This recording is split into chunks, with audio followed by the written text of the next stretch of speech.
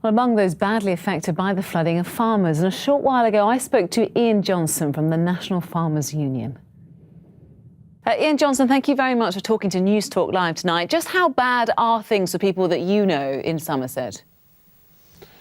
Well, I hesitate to say they couldn't get any worse, but it must be an absolute disaster for them because it's almost surreal. It's a bit like the film Waterworld. They're having to scuttle about on kayaks and coracles just to go about their daily lives, which are being made impossible in terms of health, education, business, you name it, let alone farming, which has been extremely badly affected with one farm that I know, 90% of it underwater, 500 cattle to find homes for. It's a disaster. They've created a southwest lake district. It's an inland sea which should be dry. Now, the Somerset levels will always flood, but the problem you have here is a blocked drain. In other words, nobody has bothered to clear the rivers for getting on for 30 years.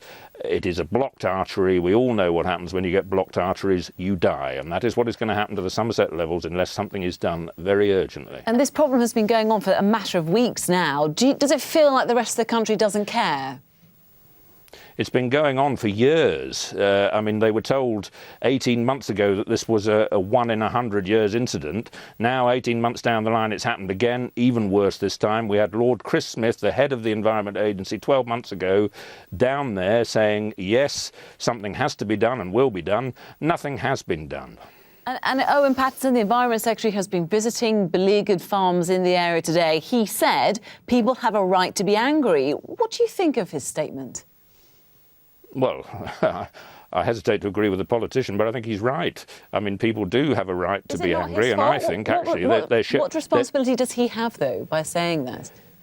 Well, the problem you have is the Environment Agency, which has been given delegated responsibility, but will always hide behind the fact that their primary function is to defend new developments, largely built on floodplains, from flooding, and to have a managed retreat from areas, which they don't consider are worth protecting. And how much responsibility do farmers have for managing their own land?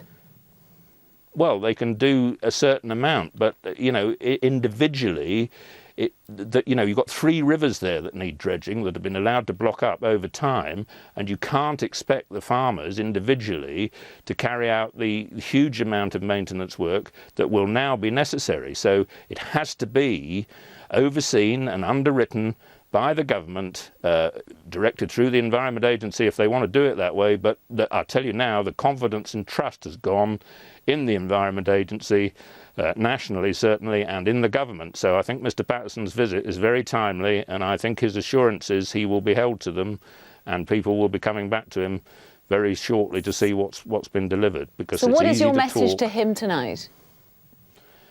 My message to him is to live up to what I've just heard him say, which is, I will underwrite such work as is necessary when local people tell me what's needed. So they will do that forthwith, Mr Paterson. You will get that very quickly. And then, we would expect him to put his money where his mouth is.